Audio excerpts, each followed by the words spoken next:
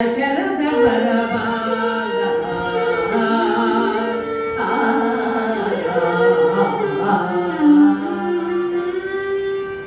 దయ చూడనా వేళ శరద బలబాల దయ చూడనా వేళ శరద బలబాల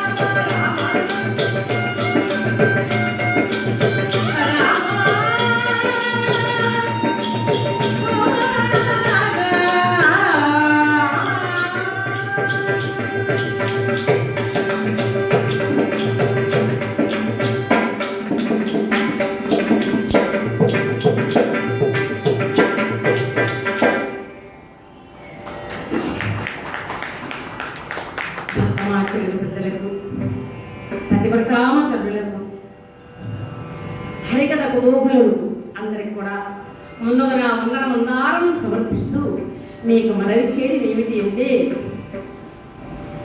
ఎందరో పెద్దలు మహానుభావులందరూ కొన్ని 100 సంవత్సరాల నుంచి స్వామివారు ఆదిభట్ట నారాయణ దాస్ గారు ఈ జయంతి ఏమిటయ్యా అంటే వజ్రోత్సవాలు 161 జయంతి సందర్భాన్ని పురస్కరించుకొని ఈ ఒక చిన్న అవకాశం నాకు కూడా ఇచ్చేశారు. 10 ఏళ్ల తరబడి కూడా మా పద్మనాభ శర్మ భాగవతులు మహానుభావులు జ్ఞాపకం ఉంచుకొని 1 సంవత్సరం వదిలేసి మళ్ళీ ఆ సంవత్సరం తప్పకుండా పిలిపిస్తున్నారు.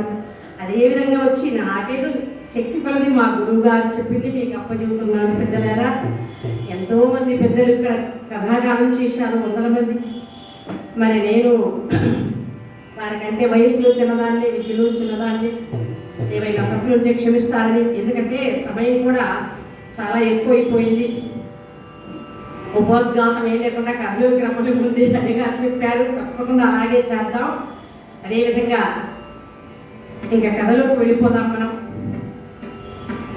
ఆదిభట్ట నారాయణ దాస్ గారి శిష్య ప్రశిష్య వారందరూ కూడా కలిసి ఈ సదవకాశాన్ని కలిగజేసి మరి దీనికి మూల స్తంభంగా పద్మనాభ శర్మ గారు, వారి కుటుంబ సభ్యులు, అదేవిధంగా నేతి లక్ష్మీనారాయణ భాగవతులు మహానుభావులు, మహనీయులు, చాలా హరికథ కేసరి అలాంటి వారి వంశ పారంపర్యంగా వస్తూ వారి మనములైనటువంటి కృష్ణయ్య గారు పెద్దలు పూజలు ఇక్కడే కదండి, హైదరాబాద్లో కూడా కథాగానం చేస్తున్న మరి ప్రతి హరిదాసు కూడా గౌరవించేవారు, ద్రవ్య సహాయం చేస్తున్నారు. అలాంటి వారికి, వారి కుటుంబానికి ఆ పరమేశ్వరుడు, అదేవిధంగా పద్మనాభ వారి కుటుంబానికి కూడా మనందరినీ కూడా భగవంతుడు ఆయుర ఆరోగ్య భోగభాగ్యం నుంచి సంరక్షిస్తాడని చేస్తూ మీ అందరికీ ఇక కథాగానంలోకి వెళ్ళిపోతున్నాను. నాకు ఈ కథలు నేర్పించినటువంటి మదీ భూదేవుడు సువర్ణహతకంగా మృదాంకితులు సంగీత విద్వాంసులు శ్రీకే లాలప్ప గారు, మదీ ప్రథమ గురువు నా తండ్రి గారు, వారి పాదపద్యాలకు నమస్కారం చేసుకుంటూ, అలాగే ప్రొద్దుటూరు మాస్టర్ వైలిన్ విద్వాంసులు 2 సంవత్సరాలు సంగీతం నేర్చుకున్నారు, వారి పాదాలకు నమస్కారం చేస్తూ, ముఖ్యంగా నా భర్త గారు 30 కథల వరకు నేర్పించారు. బ్రహ్మగారి చరిత్ర 11 రోజులు చెప్పగలుగుతారు. పెద్దలారా, మరి ఈ ముగ్గురు గురుదేవులు కూడా సభాముఖంగా నమస్కారం చేస్తూ కథలోకి వస్తున్నాను. కథలో వాచా దోషం ఉన్నా క్షమిస్తారని మనం చేస్తూ ఇక కథలోకి వెళ్ళిపోతున్నాను. ఇలాంటి కథ తులసీ జలంధ్ర కథ, వినగలుగున మనోపథ. ఇది ఆనంద సుధ పరిమిశ్వరంగా రచించినటువంటి కథను మీకు మనవి చేస్తున్నాను. పెద్దలారా, తులసీ పుణ్య చరిత్రమో పలికద నాగరాణో,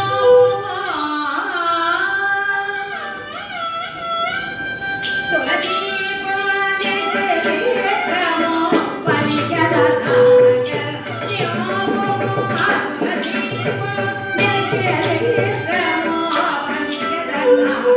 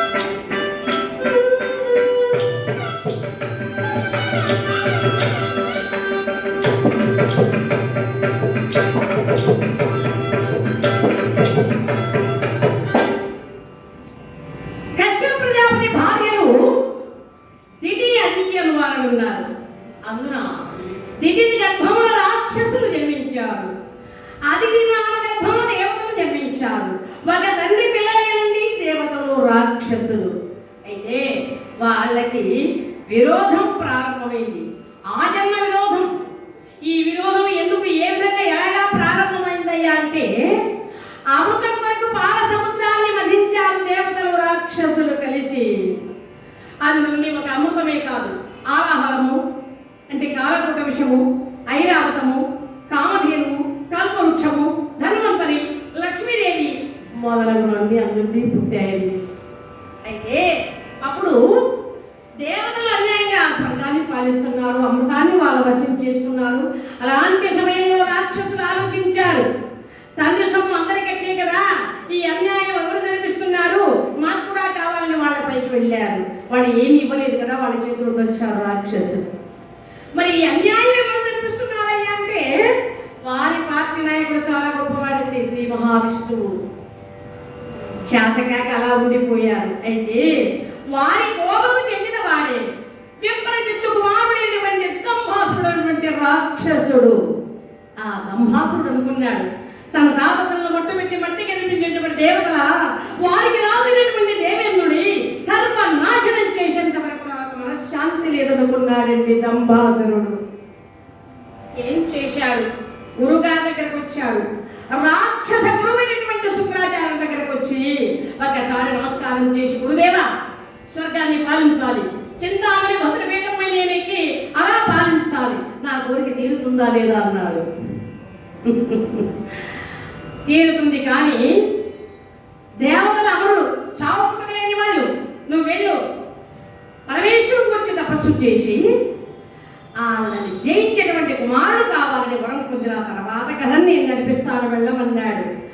అయితే ఆ విధంగా గురువుగారు చెప్పిన విధంగా చక్కగా ఒక నీటి పొడుగు దగ్గర కూర్చాడు. బ్రహ్మాండం పెట్టినప్పుడు సముద్రంలో మొనలోకి నీటిలో దిగాడండి. పరమేశ్వర నామాన్ని గానం చేస్తున్నాడు పట్టుదలతో, దీక్షతో. ఆ పరమేశ్వరుడు కరుణా కటాక్ష వీక్షణాల కోసం దీక్షతో కూర్చున్నాడండి. తపస్సులు అలా చక్కగా ఒంటి కాలుపై నిలిచి, ఓం నమ శివాయ, ఓం నమ శివాయ, ఓం నమ శివాయ శివనామాన్ని గానం చేస్తూ ఉండిపోయాడు దంభాసురుడు. ఇది తెలుసుకున్నాడండి మనకందరి మిత్రుడు, బ్రహ్మమానస పుత్రుడు, సంత ధారణామ సంకీర్తన పరుడని జగడాలని బిరుదుకున్న నారదుడు గమనించాడో, వీడేదో చాలా కోరిక కోరి చేస్తున్నాడు అని తెలుసుకుంటే మరేం లేదండి, వీడు ముందే దుర్మార్గుడాయి, రాక్షసులు కదా అని అలా వెళ్ళాడు. దేనికోసం చేస్తున్నాడు, చింతామణి భద్రపీఠంపై ఎక్కి ఏలాలన్నటువంటి కోరికతో చేస్తున్నాడు. ఈ వార్త వెంటనే అలా చెప్పాలనుకున్నాడు. ఎవరికండి? దేవేంద్రుడు. ఎందుకు? ఫస్ట్ నుంచి కూడా, మొదటి నుంచి కూడా దేవతలుంటే రాక్షసులు గిట్టదు, రాక్షసులుంటే దేవతలు గిట్టదు. వీళ్ళిద్దరి కోట్లాడు పెడితే సరిపోతుందనుకున్నాడండి నారదుడు. వెంటనే బయలుదేరాడు, అమరావతికి వచ్చాడు. దేవేంద్రుడు అంతవజ్యాధిపతులు పూజించి వచ్చిన కారణం ఏమిటండి చెప్పండి అన్నాడు. మరి ఏం లేదయ్యా, నీకు ఇప్పుడు దుర్వార్త ఇచ్చాను, శుభవార్త కాదన్నాడు. ఏమిటా దుర్వార్త? చింతామణి భద్రపీఠం నుంచి నిన్ను కిందికి దించి ఈ స్వర్గాన్ని పాలించాలన్నటువంటి కోరికతో దంభాసురుడు రాక్షసుడు తపస్సు చేస్తున్నాడు. ఇక నీ ఇష్టం, ఏం చేస్తావు? ఎవరికైనా పదవులపై పెదవులపై ఆశ లేని వాళ్ళు ఎవరండి? పదవి పోతుందని కనుక నిన్ను విరిగి మీద పట్టుకులైపోయింది కనుక దేవేంద్రుడు ఏం చెయ్యాలన్నాడు. మరి ఏం లేదు, వెళ్ళు, అవతల వాడు తలకాయ తీసేస్తే నీ కుర్చీ నీకు దొక్కుతుందన్నాడు. అనాది నుంచి వస్తుందండి. అలా ఎప్పుడైతే చెప్పాడు, వజ్రాయుధం తీసుకున్నాడు దేవేంద్రుడు. ఎక్కడ దంభాసుడు ఎక్కడ? బయలుదేరి వెళ్ళాడు. అయితే దంభాసుడు ఉన్న ప్రాంతానికి మాత్రం వెళ్ళలేదండి. ఈయన మరొక ప్రాంతం వెళ్ళాడు, హిమగిరి ప్రాంతం వెళ్ళాడు. ఆ హిమగిరి ప్రాంతంలో నియమనిష్టాగరిష్ట పరమేశ్వరుడు కోసం ఆ సుధాముడి వంటి గంధర్వుడు శివభక్తుడు తపస్సు చేస్తున్నాడండి. ఈతడే దంభాసుడు అనుకున్నాడు. వజ్రాయుధం తీసుకున్నాడు. ఒకే ఒక్క వేటుతో ఆ సుధాముడి తల అలా నరికేశాడు. తల తెగి భూమిపై పడిపోయింది. ముందుకు రక్తం ప్రవహిస్తుంది. అయినప్పటికీ ఓం నమ శివాయ అంటూ ఉంది ఆ తలలో ఉన్నటువంటి నాలుగు. ఆ విధంగా ఎప్పుడైతే అంటుందో చుక్కలు నీళ్ళు రాలుతున్నాయి, అడవులు దహించుకొని పోతున్నాయి, సప్త సముద్రాలు పొంగుతున్నాయి.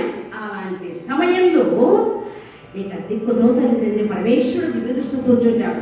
ఒక్క క్షణంలో అక్కడికి వచ్చాడు. దేవేంద్రుడు వచ్చి ముందు నిలిచాడు. ఓరిదో దౌర్భాగ్యుడా, నీ పదవి పోతుందన్నటువంటి కాంక్షతో నా భక్తుడైన సుధాముని కడతీరుస్తావా? అయిపోయావు నీవంటూ ఒక్కసారి పరమేశ్వరుడు తన మూడవ కంటిని అలా తెరిచాడండి. మూడవ కంటి తెరిచి ఎంతో కోపం వస్తేనే ఆయన మూడవ కళ్ళు తెరుస్తాడు. అలా మూడవ కంటిని ఎప్పుడైతే తెరిచాడో ఆ మూడవ కంటిని బ్రహ్మాండమైనటువంటి అగ్ని జ్వాలలు ప్రజ్వలించాయి. దేవేంద్రుడు వెంటబడ్డాయి. దేవేంద్రుడు పరిగెత్తుకు వెళ్ళిపోయాడు బ్రహ్మదేవుడి దగ్గరికి. పరమేశ్వరులో జరిగింది మేమేం చేయలేమన్నారు. సరే విష్ణుమూర్తి దగ్గరికి వెళ్ళాడు. ఆయన కూడా అలాగే అన్నాడు. అప్పుడు దేవతలందరూ కూడా కలిసి ఆ పరమేశ్వరుడు వేడుకున్నారట. ఎలాగా? ఈశ్వర, శంకర, దేవదేవ, పరమేశ్వర శివ, దేవదేవ, పరమేశ్వర శివ,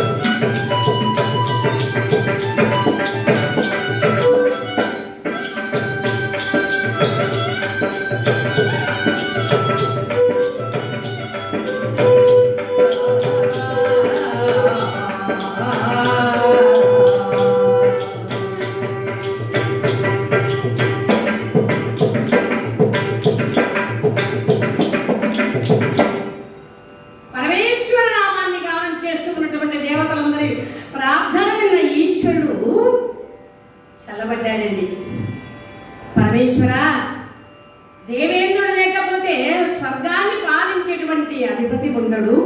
మా మొర ఆలకించి అతన్ని క్షమించి విడిచిపెట్టండి అన్నాడు.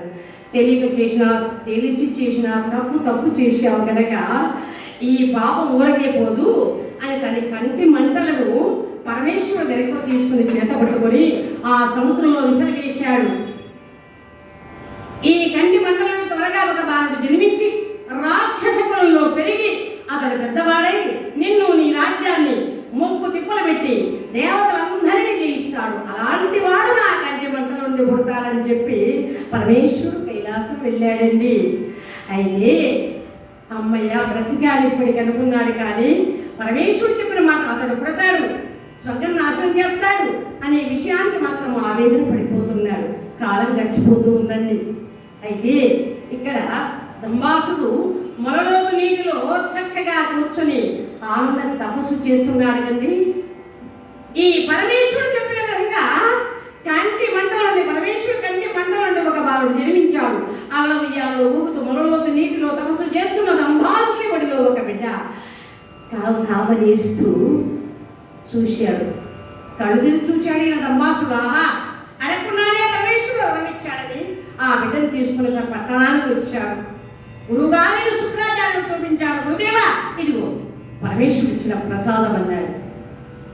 ఏం పేరు పెట్టాలో మీరే పేరు పెట్టండి అన్నాడు. ఏంటబ్బా, జలం ముందు పుట్టాడు కాబట్టి జలంధరుడు అని నామకరణం చేశారండి. చక్కటి పేరు పెట్టారు. అలా పేరు పెడుతుంటారు. లేక ఒక ఆయనకి 10 ఏళ్ల తర్వాత అమ్మాయి పుట్టిందట. చక్కటి పేరు కదండి, బుద్ధి అని పేరు పెట్టారట అమ్మాయికి. బుద్ధి అని పేరు పెడితే అలా పెరిగి పెద్దదవుతుంది. ఒకనాడు ఆ అమ్మాయి స్నేహితురాలు వచ్చిందట. ఆ అమ్మాయి ఫ్రెండ్ వచ్చి వాళ్ళ నాన్న బయట ఉన్నాడు. అంకులు బుద్ధి ఉందా? ఏమన్నానమ్మా నేను, బుద్ధి ఉందా అంకులు అంటే, అమ్మాయి పేరు బుద్ధి కదండి, మీ అమ్మాయి ఉందా అన్నట్టు అడిగారు. ఈ పేర్లలో కూడా ఇలా ఉంటాయండి. పేరు పెట్టు, జగన్మోహన్ రావు అని పెడతారు. వాడు ఎప్పుడు ఏడుస్తూనే ఉంటాడు, ఏడుపు మొహం. చక్కని పేరు గంగమ్మ అని పేరు. ఆ జన్మలో ఒక చుక్క మంచి ఎవరికి ఇవ్వదట. పేరు మాత్రం గంగమ్మ. ఎందుకంటే పేరు దగ్గర లక్షణాలు ఉండాలి కదా, ఆనాడు ఉండేవి. అయితే జలముందు పుట్టాడు కాబట్టి జలంధరుడుగా నామకరణం చేశారు. పెరిగి పెద్దవాడు అవుతున్నాడు. 5 ఏళ్ల వయసు వచ్చింది. చక్కగా గురుకులంలో చేర్చి పాఠశాలలో ఆనందంగా చదువుకుంటున్నాడు. సాంప్రదాయబద్ధంగా చదువు మొదలైంది. ఆ జలంధరుడు ఎలాగ చదువు మొదలైంది? ఓం నమః శివాయ సిద్ధం నమః, ఓ నమః శివాయ శీలం నమః పంచాక్షరి మంత్రంతో చదువు ప్రారంభమైంది. దినదిన ప్రవర్ధమానుడై పెరుగుతూ కంతు జయంతు వసంతాదుల మంతుకెక్కు వింత లావణ్యముల విరాజులుతూ తల్లిదండ్రుల ఇల్లమును పల్లవింప నలార్తులను చూపుచూ శుక్ర శిష్యత్వమున 10 ఏళ్ల ప్రాయమున ఎల్ల విద్యలను దారితేరాడా జలంధరుడు. అయితే 16 ఏళ్ల వయసు వచ్చిందండి. నోగు మీసముల ప్రాయంతో ఉన్నాడు. ఈడు పుట్టుకతోనే సురద్వేషం అన్నమాట. దేవతలంటే మహాకోపం, మహాక్రోధం, అహంకారము వారి పట్ల ఉన్నది కనుకనే ఈ జలంధరుడు ఏం చేశాడు? తన ఈడు పిల్లలందరితో ఆడుకుంటూ, నీ పేరు దేవేంద్రుడు, నీ పేరు వరుణుడు, నీ పేరు కుబేరుడు, నీ పేరు యమధర్మరాజు, ఇలాగ అందరికి దేవతల పేరు పెట్టారు. వాడిని మంచిగా నుంచోబెట్టారు. వరుసగా నుంచోబెట్టగానే పిల్లలు చూచాడండి. వీడి పిల్లల మాట మర్చిపోయాడు. ఆ పిల్లలు చూడగానే దేవతలు గుర్తుకొస్తున్నాడు. ముందుగా దేవేంద్ర పేరు పెట్టిన పిల్లగాయని పెట్టుకున్నాడట.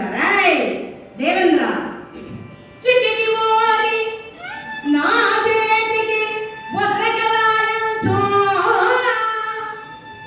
ముష్టికాకమున మోగులగని.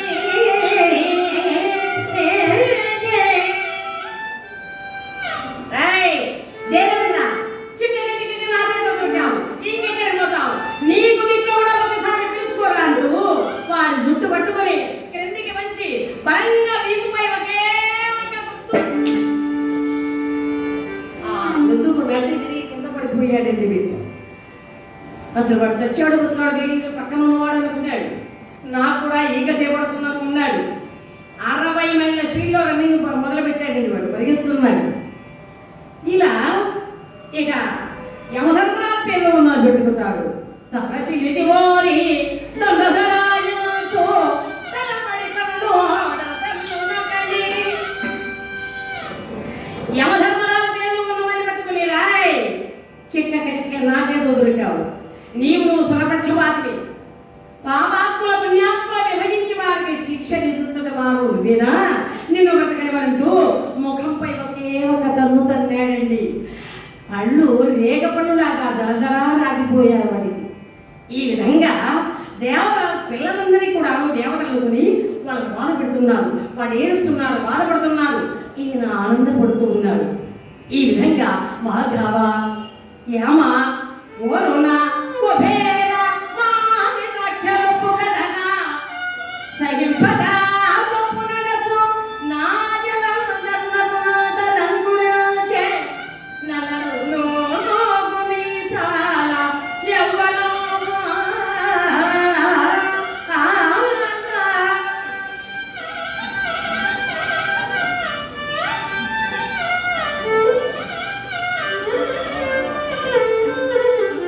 పిల్లలందరినీ బాధ పెడుతూ వాళ్ళు ఏడుస్తుంటే ఆనందపడుతున్నాడండి. ఇలా జరిగిపోయింది. అయితే ఒకనాడు గురువైనటువంటి శుక్రాచార్యుల దగ్గరకు వచ్చాడు ఈ బిడ్డ కూడా. ఎవరన్నీ జలంధరుడు, గురుదేవ నాన్న నన్ను దీవించండి, నేను విడిపోతాను.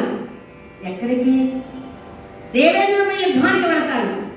ఆ దేవతలను జయించి వాడు చచ్చిన తర్వాత నేను ఆనందపడతానంట. ఊరు నీ దుంపతేగా దేవతల అమరుడు చావు పుట్టుకలేని వారు. మీ నాన్న కూడా ఒకప్పుడు ఈ మాటే అన్నాడు. మీ నాన్న చేయలేని ఉంది. కానీ ఇది సమయం కాదయ్యా, నువ్వు కూడా ఒక నిర్జన ప్రదేశం వెళ్ళు, పరమేశ్వర గురించి తపస్సు చెయ్యి. ఆ పరమేశ్వరే ప్రసన్నుడయ్యాడు.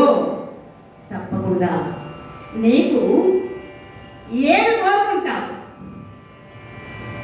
దేవతలు జయించేటువంటి కుమారుడు కావాలని ముందు ఈయనకు చెప్పాడు. అలాంటి కొడుకు వచ్చాడు. ఈతనికి చెబుతున్నాడు, సాగు లేకుండా వరం పొందిన తర్వాత కథ నేను నేర్పిస్తానన్నాడు. ఇక వెంటనే వెళ్ళాడు. చక్కగా మంటితో శివలింగాన్ని చేసి ఒంటిపోయిన మణిభూషణాలు తీసివేసి మరి ఆ పరమేశ్వరుడు చక్కగా ప్రార్థిస్తూ ఆ శంకరుడి జయ జయ గిరిజారవ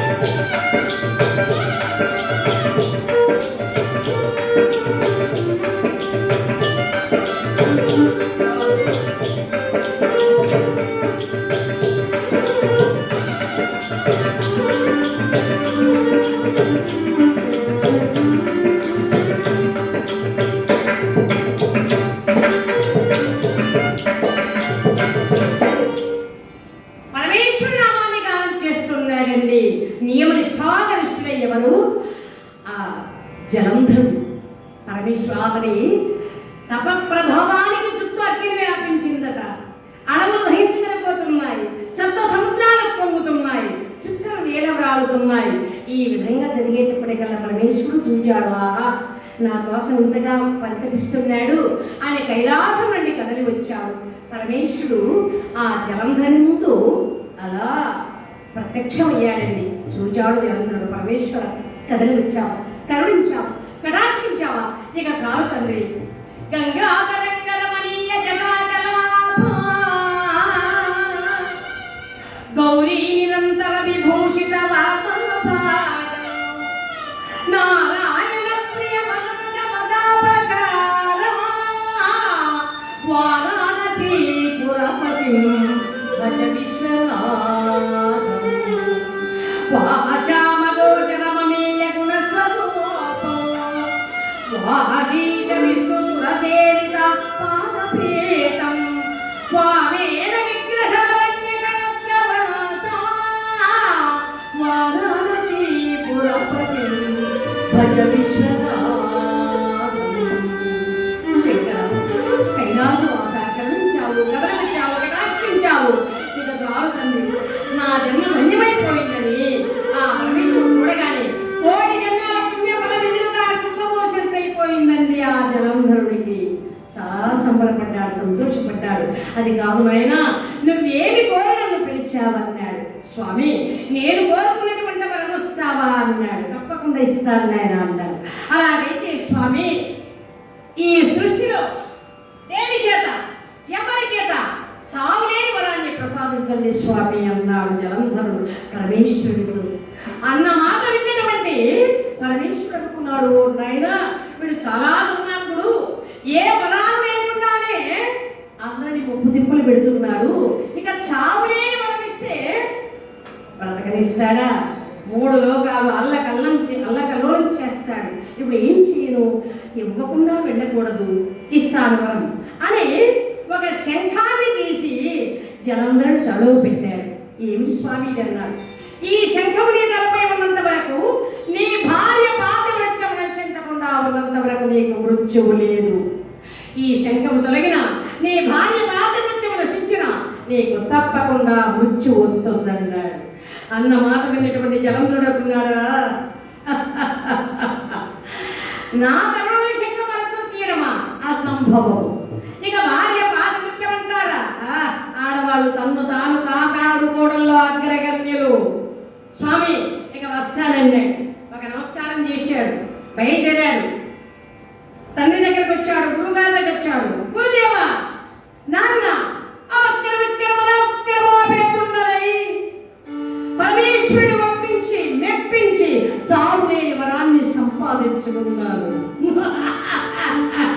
ఇంకా నా మీద సాధ్యం, ఏదో సాధ్యము. నేనే త్రిలోకాధిపతిని. గురుదేవా ఇంకా ఆశీర్వదించండి, నాన్న నన్ను దీవించండి అన్నారు. ఏంటి నాయన అన్నాడు, దేవతలకు యుద్ధానికి వెళతాను, వారిని సర్వనాశనం చేస్తాను, ఆ చింతామణి భద్రపీఠంపై ఎక్కి నేను ఏడతాను, స్వర్గాన్ని పాలిస్తానన్నాడు. అన్న మాట విన్నటువంటి తండ్రి అన్నాడు, కదా నాయన ఒక చిన్న కోరిక అయ్యా అన్నాడు. ఏమిటి నాన్న అన్నాడు. నా మనసులో ఉన్న కోరిక తీరుస్తావా అన్నాడు. తప్పకుండా నాన్న. తండ్రి కోరిక తీర్చని తనయుడు బ్రతికెందుకు నాన్న అన్నాడు. ఏమిటి నాయన అన్నాడు. మరి లేదు, పెంచిది పెద్ద చేసి తిని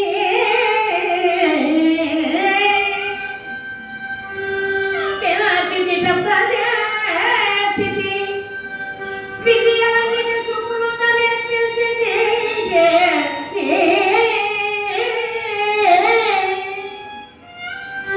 సాగులేని వరమంత యుగలించింది, అంబికేశు మెప్పించు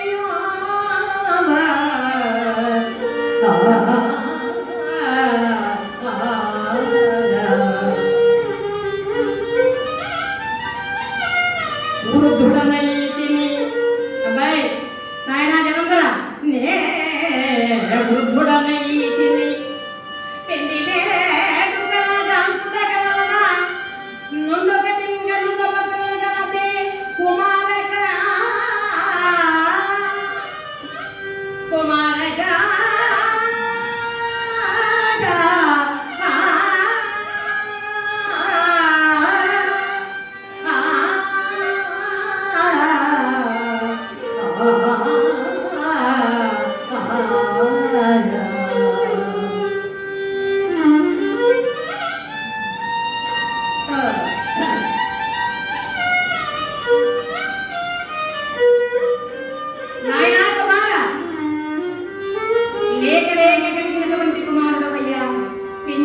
పెద్ద చేశాను, సర్వ విద్యను నేర్చుకున్నావు శుక్రాచార్యుని వద్దన. అవక్రమెక్కడ పరాక్రమోపేతుండవయ్యి చావులేని వరాన్ని సంపాదించుకుని వచ్చావు. చాలా సంతోషమునైనా. కానీ నా మనసులో ఉన్న కోరిక ఏమిటంటే, ఒక్కగానొక్క కొడుకు కదా, నీకు తొందరగా పెళ్లి చేసి పిల్ల పాపలతో హాయిగా ఇంట్లో తిరుగుతూ ఉంటే చూడాలని నా మనసులో కోరిక ఉన్నదయ్యా, ఏమంటావన్నాడు. అన్న మాట విన్న జన్మలకి నిన్ను విరిగి మీద పట్టడం అయిపోయింది. నాన్న నాకు పెళ్లి చేస్తాడా? పెళ్లి చేసుకుని ఇంట్లో సంసారం చేసేదానికైనా పరమేశ్వరుని మెప్పించి వరాన్ని సంపాదించుకున్నది. పెళ్లి చేసుకుని పిల్లలకి ఇంట్లో ఉండేదానికైనా పరమేశ్వరుని మెప్పించి వరాన్ని సంపాదించుకున్నది. నాన్న నాకు పెళ్లి వద్దు నాన్న, నాన్న పెళ్లి వద్దు నాన్న, నాకు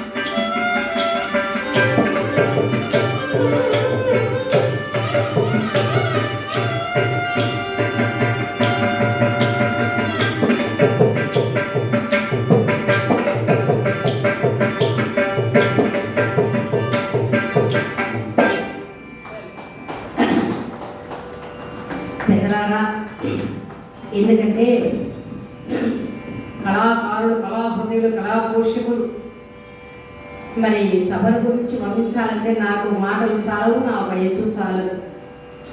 వాయించే వాళ్ళంటే అద్భుతమైనటువంటి విద్వాంసులను ఎంత చక్కగా వాయింప చేస్తున్నారు.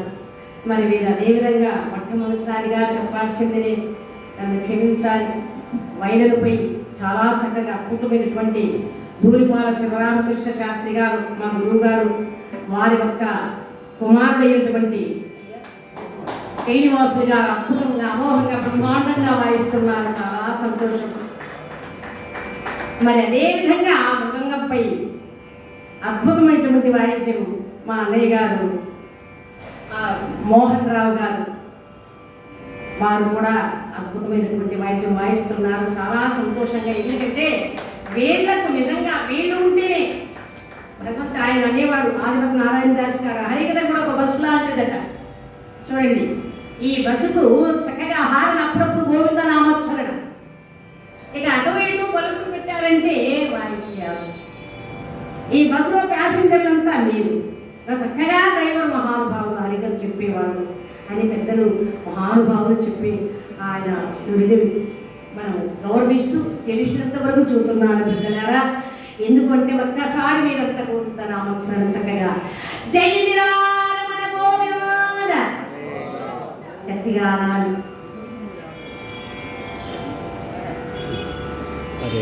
కళాహృదయులు, కళాపోషకుల, కళను గౌరవించేటువంటి మహానుభావులు సుధాకర్ గారు అద్భుతమైనటువంటి మృదంగం వాయిస్తారు. అదేవిధంగా మోర్షిక్ వాయిస్తారు, కంజర. మరి అలాంటి వారు నాకు అక్కడ వాయించారు. ఇది తిరుత్తని కదండి, తిరువూరు. చాలా అద్భుతంగా వాయించేవారు వాళ్ళు. ఆయన గారు ఇప్పుడు మమ్మల్ని అందరికీ కూడాను, మా కళా బృందాలను అందరికీ కూడాను గౌరవిస్తూ, కళాం తల్లి గౌరవిస్తూ, పెరగాలని ఆశీర్వదిస్తూ మరి అందరికీ కూడా తలో ఒక 50 రూపాయలు కానుకిచ్చారు. వారికి, వారి కుటుంబానికి పరమేశ్వర ఆయురారోగ్య భోగభాగ్యం ఇస్తారని స్వామి సర్వగా. నాన్న, నాకు పెళ్లి చేస్తారా? ఒకవేళ పెళ్లి జరగాలంటే అదేనన్నా, ఆ దేవతల భార్యల పుస్తలు పడబడ దిగే వరకు నాకు పెళ్లి వద్దు, యజ్ఞముల ఆవిర్భావం నాకు ఇచ్చే వరకు నాకు పెళ్లి వద్దు, ఆ దేవతలందరినీ కూడా సర్వనాశనం చేసేంత వరకు నాకు పెళ్లి వద్దన్నాడు. ఇదేమిటో నాయన, ఒకవేళ పెళ్లి జరగాలంటే నాన్న, మహానుభావుడు ఇక్కడ పరిశుభ్రణ గారు ఎంత చక్కగా ఈ ఒక పద్యాన్ని రాశారు చూడండి. నాన్న, నా పెళ్లి జరగాలంటే కథనో వివేదికగా యుద్ధభూమి, కథనో వివేదికగా మేలు పలది వైదిక పాలపుల్ తోలనమును. కథనో వివేదికగా అంటాడు, యుద్ధభూమి నాకు పెళ్లి పందిరి. ఆ పెళ్లి పందిరికి మామిడి తోరణాలను శుభంగా కడతాం కదండి. ఆ పెళ్లి పందిరికి మామిడి తోరణాలు ఏమో తెలుసా?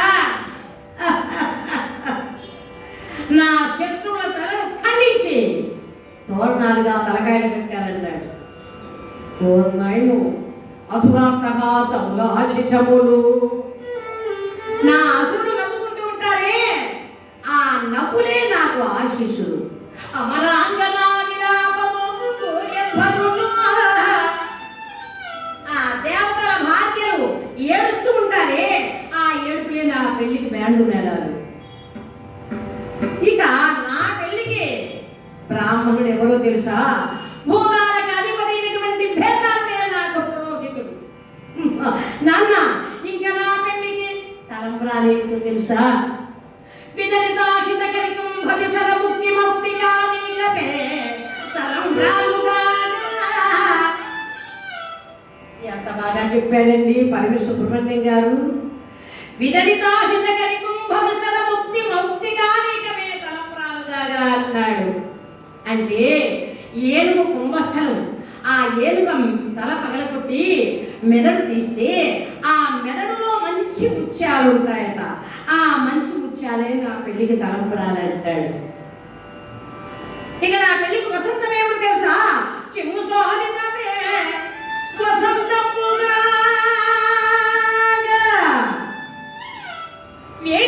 లక్ష్మి వధూమని పెళ్లి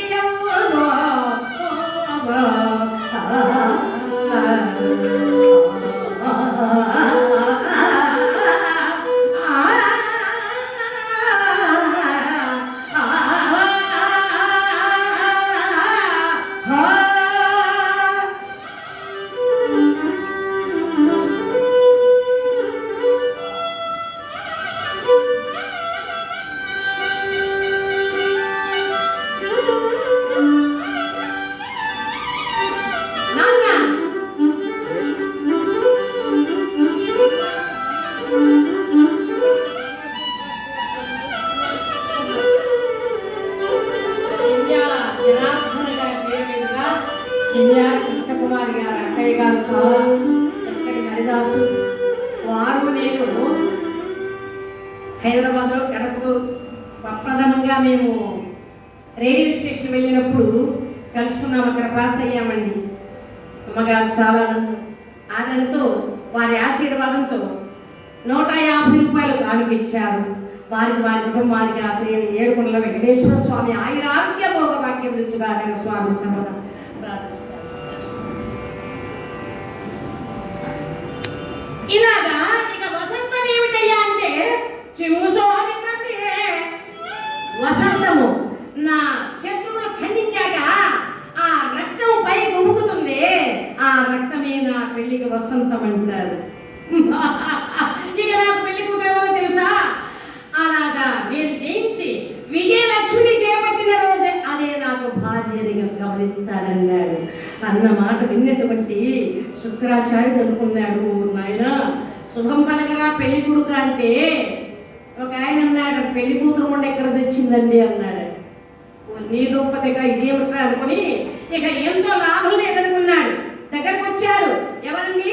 శుక్రాచార్యుడు, రాక్షస గురువు శుక్రాచార్యుడు దగ్గరకు వచ్చి, ఆయన నా మాట విను, మీ నాన్న మాట నా మాట, నా మాట ఆయన మాట, నువ్వు తప్పకుండా పెళ్లి చేసుకోవాలి. ముందు నాయన చెబుతున్నాడు గురువు గారు, నా మాట విను. నీ కాబోయే పెళ్ళాన్ని కూడా ఎవరు తెలుసా? నీ కాబోయే భార్య ఎవరు? తాటకి సుందర కుమారుడు మారీచుడు. మారీచుడు కొడుకు కాలనేమి, కాలనేమి కూతురు బృందాదేవి. అపరూప సౌందర్య రాశి. ఆ ముద్దుకను పెళ్లి చేసుకున్నావంటే ఆ అమ్మాయి చాలా నీ ఇల్లు పచ్చల ద్వారంగా ఆనందంగా నిత్య కళ్యాణంగా ఉంటుంది నాయన. చక్కదనాల చుక్క. ఆమె కొమ్మ కాదు, బంగారు బొమ్మ. ఇంటి కాదు, రతనాల దొంతి. ఏ ఇంటికి లేదు ఆమె కాంతి, కాంచన కాంతి. నా మాట విన్నాయన అన్నాడు. ఇది నా ఆజ్ఞ అన్నాడు గురుదేవుడు కూడా. శుక్రాచార్యుని మాట కాదలేకపోయాడు, సరైన ఒప్పుకున్నాడు. కాలేనికి కబడ్డాడండి. ఇక్కడ ఉన్నటువంటి దంభాసురుడు జలంధరుడి తండ్రి కాలనీ వెంటనే అమ్మాయిని వెంట పెట్టుకుని, బృందాదేవినటువంటి అమ్మాయిని వెంట పెట్టుకుని తన కూతుర్ని జలంధరుడి పట్టణానికి వచ్చారు. అమ్మాయిని చూడగానే పెళ్లికి రెడీ అయిపోయాడు మన జలంధరుడు. చక్కగా ఆనందంగా ఒక సుముహూర్తముని చించి ఆకాశమంతా పందిరి వేసి భూదేవంతా అరుగు వేసి చక్కగా ఆనందంగా బ్రహ్మాండంగా పెళ్లి కుమార్తెగా అమ్మాయిని శృంగారించారు. పెళ్లి కుమారుడుగా అబ్బాయిని కూడా జలంధరుడు చేశారు. చక్కగా ఆ పెళ్లి వేదికలో వేద మంత్రాలు బ్రాహ్మణులు చదువుతూ ఉండగా ఆమె మెడలో తాలి గుట్టు కట్టి తలంబ్రాలు పోసుకున్నారు, భార్యాభర్తలు అనిపించుకున్నారు. అటు తర్వాత ఇలాంటి ముత్తైదువులు ఉన్నారే, ఒక పూలమాల ఇచ్చారండి అమ్మాయి చేతికి, బృంద చేతికి, నీ భర్త మెడలో వేయమ్మా అని. ఆమె సిగ్గుతో తల వంచుకొని భర్తను సమీపిస్తూ పూలమాల తీసుకుని ఆ భర్త మెడలో వేయబోయి తల వంచుకున్నది కదండి సిగ్గుతో. ఆ సిగ్గుతో ఉన్నది కనుక పూలమాల వేశాను కదా అని కింద పడవేసిందండి. పొరపాటున కింద పడిపోయింది, నేల పాలైపోయింది పూలమాల. ఎప్పుడైతే పూలమాల కింద పడిపోయిందో చాలా కోప్పడ్డాడు. అది గని కోపించి జలంధరుడౌలా బలపు లేని దాని, అది గని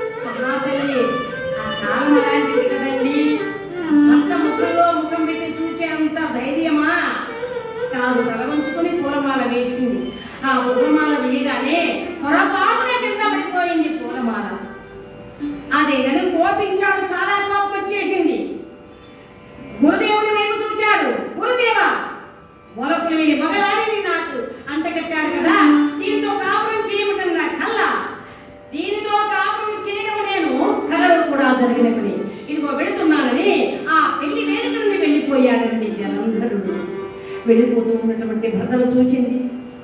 నాన్న, గురుదేవా, పెద్దలారా, ఏమిటి నా కర్మ, పొరపాటున కింద పడవేశానే కానీ పూలమాల నేను ఆయన వైపు చూడకుండా వేశాను, అంతేకాదు అంత మాత్రమునకి ఇంత పెద్ద శిక్ష విధించి వెళ్ళిపోతున్నారే. చెప్పండి గురుదేవా, నాన్న, మామయ్య, మీరైనా నా కాపురాన్ని నిలబెట్టండి గురుదేవా అని కాళ్ళ వేళ్ళబడి ఆ బృందాదేవి దుఃఖపడుతూ ఉంది. అట్లాంటి సమయంలో జలంధరుడి దగ్గరకు వెళ్ళాడండి. జలంధరుడు ఉన్న మందిరంలోకి వెళ్ళాడు మన గురువు గారు. శుక్రాచార్యుడు వెళ్ళాడు. నాయనా జలంధర అన్నాడు. గురుదేవా, ఆ వలపు లేని మగలాడితో నేను కాపురం చేయను, చేతులు సానిలాగా వచ్చింది, అలాంటి దాంతో నేను కాపురం చేయలేదు అన్నారు. అయ్యో, అంత మాట వెళ్ళయ్యా, ఏదో పొరపాటున చిన్నపిల్ల కదా, పూలమాల కింద పడేసి అంత మాత్రమే ఈ విధంగా మాట్లాడతావా, చాలా తప్పుచున్నాయినా అన్నాడు.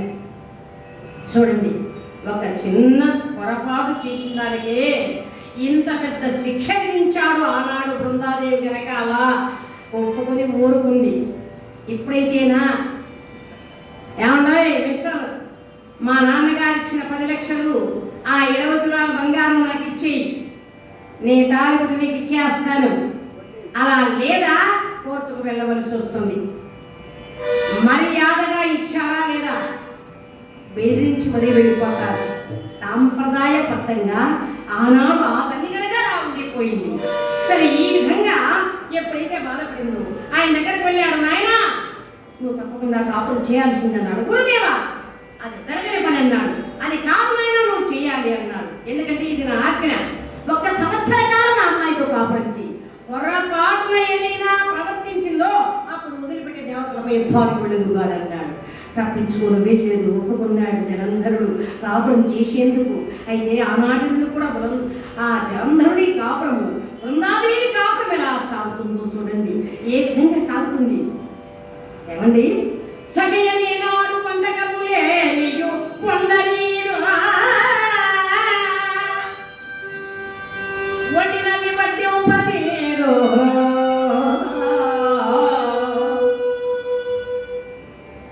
సగయని నాడు పండగములే నీయు పొందనీడు వడినవి వడ్డీ ఉపదేడు మనసు తీరా ఒక మారు కాంతాయని పిలువడు, పిలిచిన పలుకవాడు. ఏమండి, ఆమె కాపురం ఎలా సాగుతుంది? ఏనాడు కూడా ఆమె వైపు చూడడట. ఆమె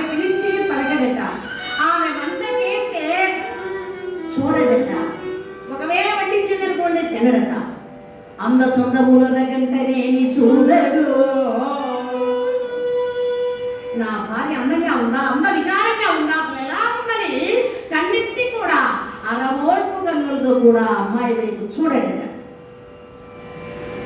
అయితే స్నానార్థమై ఉష్ణజలమేని ఆ తోడనేడు తోడిన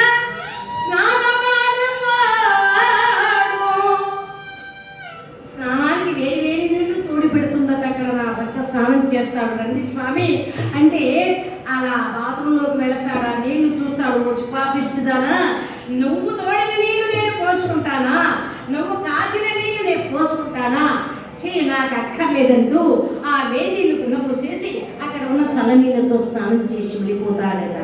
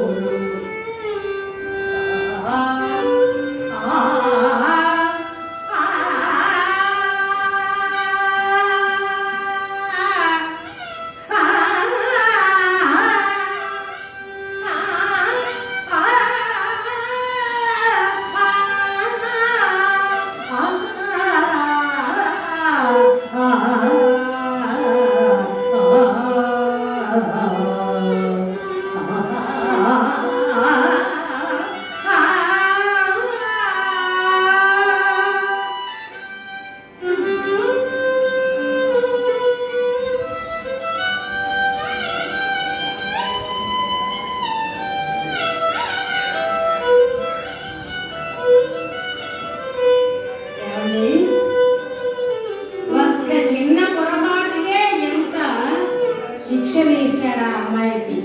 అయితే ఏమనుకోవాలి, కాపురం ఈ విధంగా చేస్తున్నాడు. అలాంటి సమయంలో ఆ మహాతల్లి అనుకున్నది, ఎందుకు ఇలా చేస్తున్నాడు నా భర్త, అయినా అందంగానైనా నా వైపు చూడలేదే, నేను వెళతానని భర్తను తన వైపుకు తిప్పుకునేటువంటి ప్రయత్నంలో మహాసాధ్వి మహాపతివ్రతామ తల్లింది. బంగారు రంగు మేనితో, చందమామ మోముతో, రతీదేవి సోయగముతో, హంస నడకతో భర్త ఉన్నటువంటి మందిరంలో ప్రవేశించింది. భర్తగారు పనుకుని ఉన్నాడు. ఆ జలంధరుడి దగ్గరకు వచ్చి అలా అంటుంది, స్వామి ప్రాణేశ్వర భువనైకమో కదా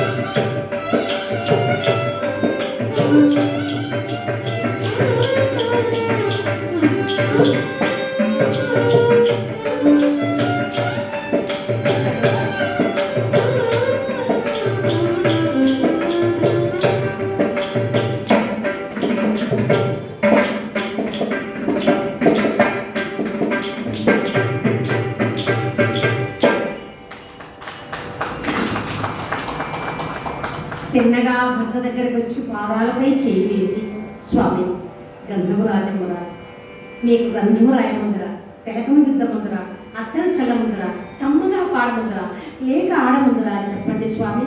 మీ సేవలో నా జీవితాన్ని సార్థకం చేసుకోవాలని వచ్చాను స్వామి, చెప్పండి అని ఆయన పాదాలపై చేయి వేసిందండి మహాతల్లి బృందాదేవి. ఒక్కసారిగా అలాగా దిక్కులు లేచాడు.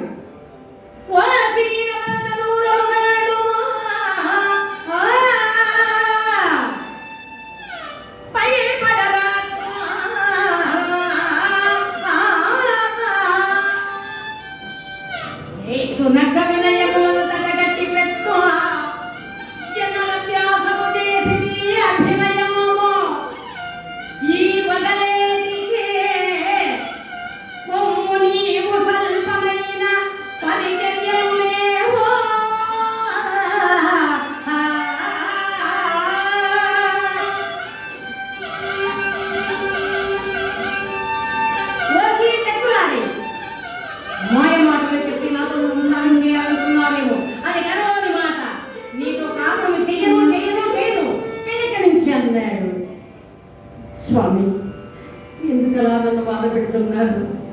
మధురంగా మాట్లాడతారని, దగ్గరకు తీస్తారని, మీ కౌగిలో నన్ను కరిగిస్తారని ఎన్నో ఆశలతో వచ్చాను స్వామి.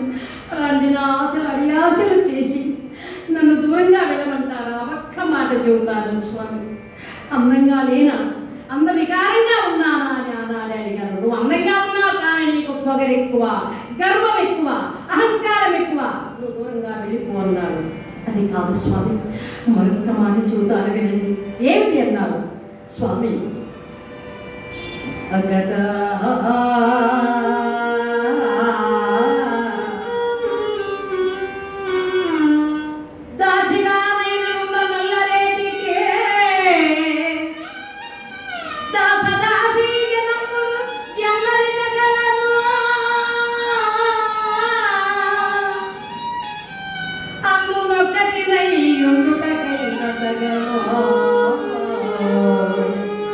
స్వామి, మీకు వేలమంది దాసీలు ఉన్నారు. ఆ దాసీలో నన్ను ఒక్క దాసీగా ఇక్కడ ఉండనివ్వండి స్వామి. నన్ను ఒక్క దాసీగా ఉండనివ్వండి. మీ భార్యగా ఉండనివ్వండి. అర్హత లేకపోయినా దాసిగా ఉంటాను స్వామి. కొనుగొను కౌగిలింపగా గూడకున్న, కొనుగొను కౌగిలింపగా గూడకున్న వాడు మెత్తుడగైన స్వామి. మీ ప్రక్కన శీలించి మిమ్మల్ని గమనించినటువంటి భాగ్యము నాకు లేకపోయినా, మీరు పడమలు లేచి వెళ్ళిపోయిన తర్వాత పాలు పెట్టే భాగ్యాన్ని నాకు ప్రసాదించండి స్వామి.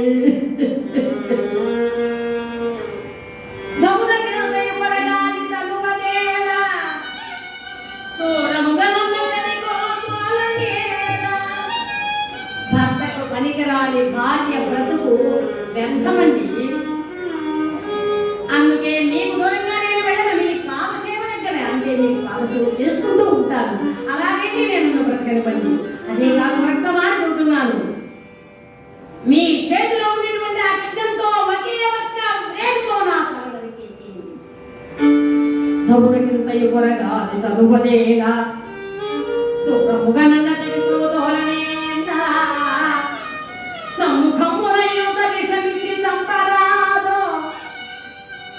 తెంపునై అగ్ని జోయింప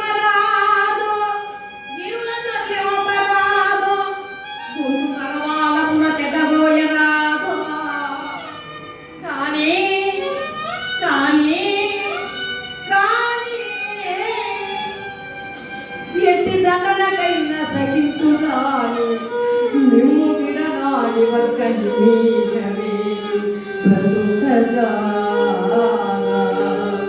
స్వామి, ఏ దండన విధించిన నేను ఆనందంగా స్వీకరిస్తాను కాదు, మిమ్మల్ని విడిచిపెట్టి నేను ఎక్కడికి వెళ్ళలేను స్వామి. మీ పాద సేవకు నన్ను దూరం చేయకండి స్వామి. నేను ఎక్కడికి వెళ్ళను స్వామి. అలా కుక్కల కూలి పాదాలపై రాలిపోయింది. అప్పుడు అన్నాడండి జలంధరుడు, ఒక్కసారి చుట్టు పట్టుకుని అలా అలా పైకి లేపేశాడు. బృంద, ఎంత బాగా పిలిచారండి, నా పేరు ఎంత బాగా పెట్టి పిలిచారండి. నీపై ప్రేమతో పిలవలేదు. ఒక్కవారు చూస్తున్నాను, జాగ్రత్తగా చంద్రుడైనా చూస్తాను కానీ నీ ముఖాన్ని చూడను, ప్రయాజ్ఞుడైనా ముట్టుకుంటాను కానీ ఆలాహలటువంటి విషయాన్ని త్రాగుతాను కానీ నిన్ను మాత్రము, అదే ప్రళయాజ్ఞైనా ముట్టుకుంటాను కానీ నిన్ను మాత్రము ముట్టుకోను. ఆహారమైనటువంటి విషయాన్ని హాయిగా త్రాగుతాను కానీ తీయని నీ పెదాల్లో ఉండేటువంటి మధుర సాన్ని నేను క్రోలను. బృంద, చివరిసారిగా చూస్తున్నాను, మృత్యువునైనా ఆదరిస్తాను కానీ నిన్ను మాత్రం ఆదరించను. నిన్ను మాత్రం ఆదరించను. వెళ్ళు, వేడిక నుంచి నా కనుచూపు మేరలో కనిపించకూడదు, వెళ్ళిపో అన్న మాట విన్న బృందాదేవి ఒక్కసారి ఆ మాటలకు ఆవిడ తల తిరిగిపోయిందేమో, అలా స్పృహ తప్పి పడిపోయిందండి. ఇది మంచి సమయం అనుకున్నాడు జలంధరుడు. ఇది లేకపోతే దేవతల యుద్ధానికి వెళతాను, ఆ దేవతల పీచ మడుస్తాను. దీని మూలాన ఒక సంవత్సరము వాళ్ళపై యుద్ధానికి వెళ్ళటం ఆగిపోయింది కనుక ఇది మంచి సమయం. రాయ్, ఎవరక్కడ? ఒక సేవకుడిని పిలిచాడండి. వచ్చేశారు. ఈ అమ్మాయిని రథంపై ఉండబెట్టారు. తీసుకెళ్ళిపోండి, జాగ్రత్తమైనటువంటి సుందరమైన ప్రదేశంలో అందమైన భవనం కట్టించాను, అక్కడ దీన్ని వదిలిపెట్టారండి అన్నారు. ఎంత లెక్కయండి. ఆ అమ్మాయిని అందులో కొండబెట్టి ఇక ఆ రథం తీసుకెళ్ళిపోతున్నాడండి. ఆ రథం నడిపించారు, వెళ్ళిపోతున్నాడు. యో పాప, ఆయన మనస్సు కలిగింది కానీ ఇతని మనస్సు కలగలేదు. తీసుకెళ్ళిపోయాడు. తీసుకెళ్ళిపోయి ఆ గాఢమైనటువంటి సుందరమైన ప్రదేశంలో అందమైన భవనం కట్టించాడు ఈ జలంధరుడు. అందులో వదిలిపెట్టేసి వచ్చాడు. చాలాసేపటి కళ్ళు తెరిచి చూచింది మహాతల్లి బృందాదేవి. ఓహో, నా భర్త వదిలిపెట్టాడు నన్ను, సరే అని భర్త పటం ఎక్కడ పెట్టుకుని మళ్ళీ పూలతో పూజ చేస్తుంది మహాతల్లి. ఏమండి, ఇదా భర్త వదిలిపెట్టిన తర్వాత పోయాలే ఎందరితో అయిపోయింది అనుకోలేదు. ఓ మహాతల్లి భర్త చనిపోయాక చక్కగా ఆ సమాధి చేశాక భర్తని ఆ సమాధి దగ్గర కూర్చొని విసనగరతో విసురుతుందటండి. 10 మంది ఆడవాళ్ళ దాని వెంట వచ్చి, అయ్యో ఎంత మంచి దేవుడా, బతికి ఉన్న మన భర్తలకు సేవ చేయలేకపోతున్నాము. ఆ 10 మంది వెళ్ళి ఆవిడకి నమస్కారం చేశారు. తల్లి ఎంత మంచిదానివి, అక్కడ శ్మశానంలో కూర్చొని విసరకర్తో విసురుతున్నావు, మీ ఆయన ఎంత మంచోడో, పాపం నువ్వు ఎంత మహాపతివ్రతో అమ్మా అంటే, లేదండి ఓ చిన్న మాట చెప్పాడు మా ఆయన, అందుకని చేస్తున్నాను. ఏంటమ్మా ఆ మాట? మేము పాటించలేకున్నాం మా ఆయన మాట. అది కాదమ్మా, ఆయనకి ఏదో జబ్బు చేసిందటండి పాపం. ఆయన చనిపోతూ ఏమో ఇక నన్ను ఈ జబ్బు బ్రతకనే వదిలి చచ్చేది గాయము, నేను చనిపోయిన తర్వాత సమాధి చేస్తారు, ఆ సమాధికి సిమెంట్ పూత వేస్తారు, అది ఆరేవరికైనా ఇంకొకరిని పెళ్లి చేసుకోవాలి అన్నాడు మా ఆయన. అందుకని నేను విసర్గతో విసురుతున్నాను, తొందరగా ఆరిపోవాలి. పాపిస్తాను, నీకు నమస్కారం చేసి లేని పాపం మేము కట్టుకున్నాం కదా అనేసి అలా భూమి వేసి వెళ్ళిపోయారట. సాంప్రదాయాన్ని ఎప్పుడు కూడా పోగొట్టుకోకూడదని ఇప్పుడు సాంప్రదాయం దగ్గర పోయింది. మహానుభావుడు జగద్గురు విరాట్ కూతురు వీర బ్రహ్మేంద్రుల వారు అన్నారండి, అన్న మాట ప్రకారం అన్ని కులాలు ఏకమైతాయన్నారు. మరి రకరకాలుగా చేస్తున్నారు. ఒక్క అమ్మాయి 7 మందితో కాపురం చేస్తుందన్నారు. అలాంటివి ఇప్పుడు జరుగుతున్నాయి. కాబట్టి ఆ విధంగా ఎప్పుడైతే జరిగిపోయిందో, కానీ ఇక్కడ మహాతల్లి మహాపతివ్రత భర్త వదిలిపెట్టాడు, సభలో లేని సమయంలో తీసుకొచ్చి అక్కడ పడేశాడు. ఆ భర్త పట్టం అక్కడ పెట్టుకుని మళ్ళీ పూలతో పూజ చేస్తుంది. అలాంటి సమయంలోనండి బ్రహ్మమానస పుత్రుడు బయలుదేరాడు. ఓహో, ఇప్పుడు కథ రెక్కకెట్టుకుంది. చాలా కాలమైంది పడుకుంటే ఆ భోజనం లేక గ్రహ భోజనం. ఇక బయలుదేరాడు. శివనామాన్ని గానం చేస్తూ వెళ్ళిపోతున్నాడు. ఎక్కడికండి? దేవేంద్రుడి దగ్గరకు.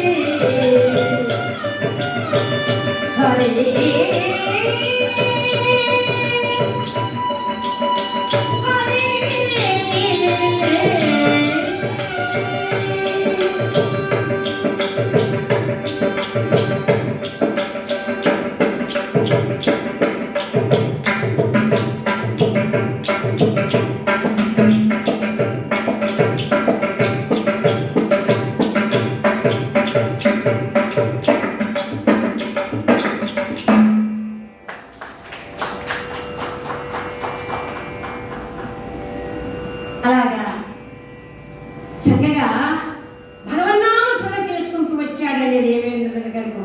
ఏమయ్యా, నీ మాట విని నా కొంప కింద చేడు తెచ్చుకున్న పరమేశ్వరుడు మూడవ కంటి మంట నుండి కాలిపోకుండా బయటికి పట్టగడుతున్నాను. మళ్ళా ఎందుకు వచ్చారన్నాడు. ఇప్పుడు నేను శుభవార్త తెచ్చానండి అన్నాడు. ఏమిటా శుభవార్త? మరేం లేదు, నీకు ఆగర్భ శత్రువైనటువంటి ఆ జలంధరుడు ఆయన భార్యను త్యజించాడు. ఆయన భార్య ఒంటరిగా ఉన్నది బృందాదేవి. చాలా అందగత్తే, అపరూప సౌందర్య రాశి. గాజురాజు గంపెడెందుకయ్యా, ఒక్క వజ్రం చాలు కదా అన్నాడు. ఇంత అందంగా ఉంటుందా? ఏనా ఆడవాళ్ళంటే ఇష్టం, పైగా పరాయి ఆడవాళ్ళంటే ఇంకా ఇంత ఇష్టం, చాలా ఇష్టం. ఏం చేస్తాడు? అందుకే చెబుతారు పెద్దలు, మనస్సు అనేటువంటిది అలా కళ్ళు వెళ్ళిన చోటు కంటే మనస్సు వెళ్ళకూడదు, ఆ మనస్సు వెళ్ళిన చోటుకి మనిషి వెళ్ళకూడదు. అలా వెళ్ళారో జీవితాలు పతనం అంటారు పెద్దలు. కాబట్టి ఏమైంది ఆ బుద్ధి? అంత అందంగా ఉంటుందా? అవునయ్యా, ఒంటరిగా ఉంది, వెళ్ళు, ఆమె అనుభవించు, ఆమె పొందు వల్ల నీకు ఆనందం, జలంధరుడికి మరణం, వాళ్ళ దెబ్బత నీకు 2 లాభాలు కలుగుతా వెళ్ళవన్నాడు. అన్న మాట విన్నటువంటి ఈయన చాలా ఆనందంగా అతను పన్నీరు పురుగు సమాధి పట్టించుకుని చక్కగా మల్లె పువ్వులు చేత పట్టుకుని ఆ బృందముల మందిరం దగ్గరికి వచ్చాడు. భర్త పటం అక్కడ పెట్టుకుని మల్లె పువ్వులతో చేస్తూ ఉంది పూజ. భర్తకు అలా చేస్తూ ఉంటే అప్పుడు అన్నాడు, బృంద వల్లక విడిచిన మొగనికి మల్లెలతో పూజయ పల్లకి నుంతురే కుక్కను బాలాని గణపదేవ. ఓయ్ బృంద, కుక్క భయానికి ఇంత మక్కువ నా పట్ల చేరి నీ యొక్క శశికాంతము ధిక్కరించి లెక్కలేనన్ని భోగాలంతవి నీపై ప్రేమ లేక విడిచిపెట్టిన నీ మగనికి మల్లెపూలతో పూజ చేస్తున్నావా? నా మాట విను. నేనెవరు తెలుసా? తెలియదనుకుంటాను. నేను దేవేంద్రుడు, దేవతలకు రాజును. ఓహో, అప్పుడు ఆవిడన్నది, అవునా, మీరు దేవతలకు రాజు దేవేంద్రుడు. అన్నయ్య, ఎన్నడు చూచి నేనెరుగా ఇంద్రుడి పేరు వినుడంతేగాని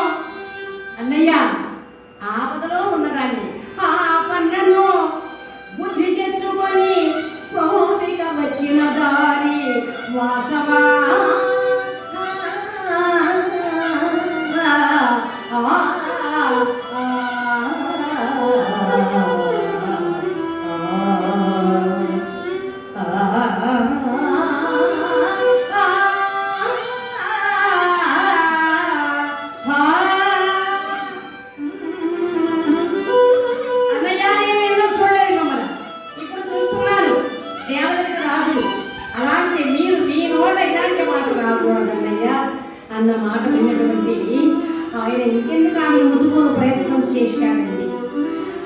ఆ జాలంలో ఉన్నటువంటి ఆవిడ ముట్టుకుంటూ ఉంటే భయపడ్డదండి.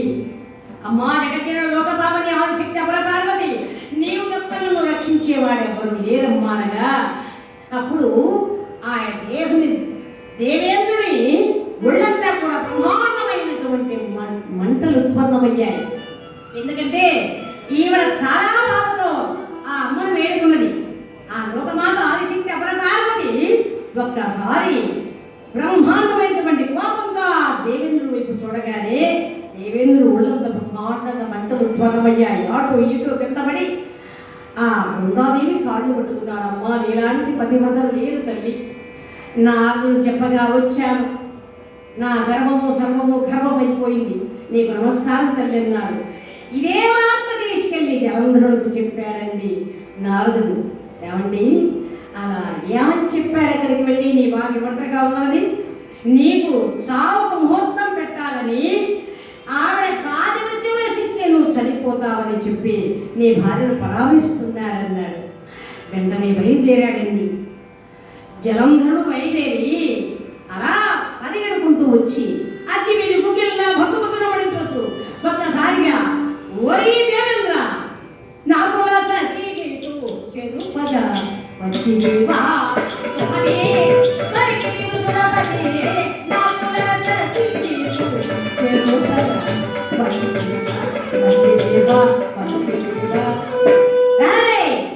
నేను నీలాగా చేయను. నేను లేని సమయంలో నా భార్య ఉన్నటువంటి సమయంలో నా ఇంత దూరి నా భార్యను పరామర్శిస్తావట్రా ద్రోహి. నేను నీలాగా చేయను. నీవు చూస్తూ ఉండగని నీ భార్యను నీ దగ్గరకు తెస్తాను. నీ కళ్ళ ఉండే నీ భార్యను నేను అనుభవిస్తాను. చూచి బాగా ఏడవరా అంటాడు.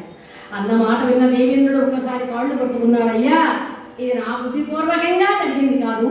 కొంటె నారదుడు నా కొంప వేసే, కొంటె నారదుడి మాటల వల్ల నా కొంప కింద చెడు తెచ్చుకున్నాను. ఆవిడ మహాపతివ్రతంటే పరీక్షిద్దామని వెళ్ళాను కానీ ఆవిడను పరాభవించాలని కాదన్నాడు. ఓరి దౌర్భాగ్యుడా, ఓ ఇంటికి అన్న వేస్తున్నాడు దొంగ. అప్పుడు యజమాని చూశాడు, ఓ విధవ ఏమిట్రా నా ఇంటికి అన్న వేస్తున్నావంటే, ఏమంటే నీకు దొంగతనానికి రాలేదు, ఈ గోడ ఎంత గట్టిగా ఉందో చూద్దాము వచ్చానంటాడు. నువ్వు చెప్పే మాట నేను నమ్ముతానా అనేసి కాళ్ళు చేతులు కట్టి అక్కడ పడేసి వెంటనే శశిదేవుని జుట్టు పట్టుకుని ఏడ్చుకు తీసుకొచ్చాడు. చూడరా అన్నాడు. మహాసాత్వీయము తల్లినటువంటి బృందాదేవి అడ్డు వచ్చింది. స్వామి అవక్కరొక్కర పరాక్రమోపేతుడు, పరమేశ్వర ప్రభావ సంపన్నుడు, చావు లేకుండా వరాన్ని సంపాదించుకున్నటువంటి మహానుభావుడు. అలాంటి మీరు ఇప్పుడు ఇక్కడ ఇంత నీచమైనటువంటి పని చేస్తే లోకం హర్షించదండి. నా మాట వినండి, ఆ అమ్మగారిని వదిలిపెట్టండి అని చెప్పగానే చల్లబడ్డాడు జలంధరుడు. భార్య మాట విన్నాడు, అలా వదిలిపెట్టేశాడు. ఆనాటిని కూడా నిరంకుశ పాలైపోయింది. నిరంకుశ పాలనతో చేస్తున్నటువంటి జలంధరుడి పాలన పశువుల శిశువుల నాశనం చేస్తున్నాడు. కశ్యపత్రవర్ధ్వాజ విశ్వామిత్రాది గౌతమః జమదగ్ని వశిష్ఠాచ సప్తేతి ఋషియత్తద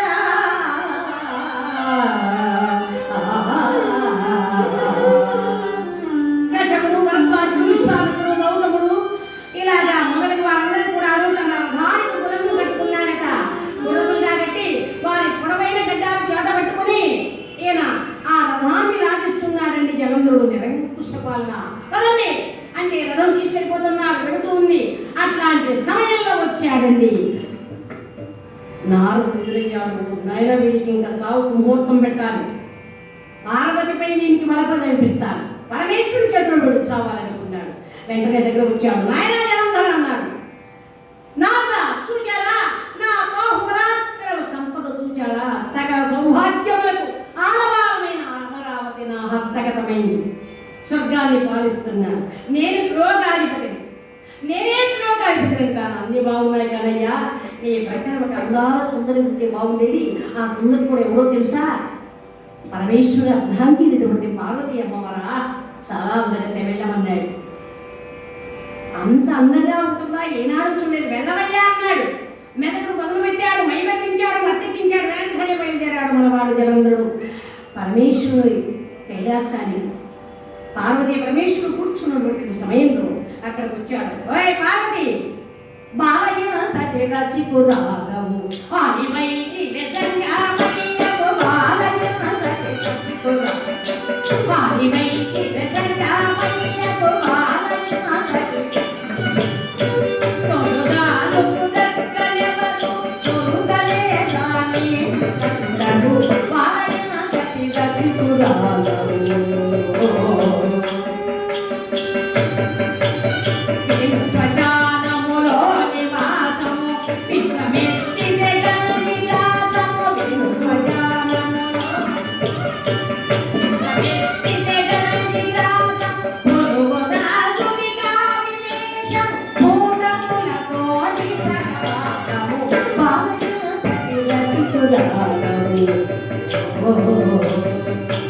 ఇంకో మాట, ఓయ్ పార్వతి, కనుక నిండుగా నిప్పులున్న తనుని అడుగ పూసిగొను మంచి, కనుక నిండుగా దాచు నిప్పులు తనుని అడుగ పూసిగొను మనసెట్టుగా నీకు పెనోసి మగతనములేని సత్యాది.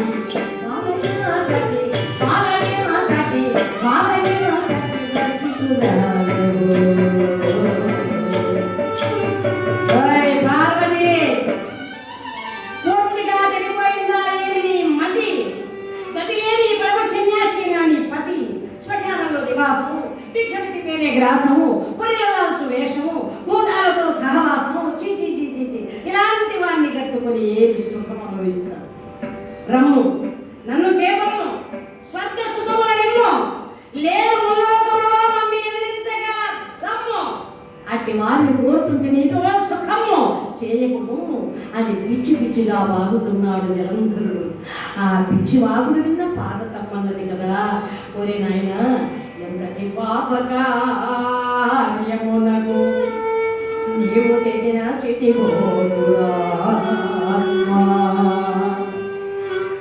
కామాంధక పానేత్ర జనితానవ జమునగౌట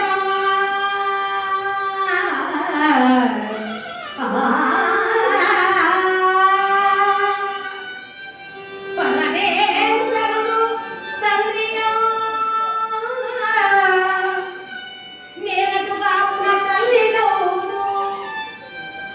హంతముగా దళచి ఇటులాడెదమో కన్ను మిన్నెరుంగవో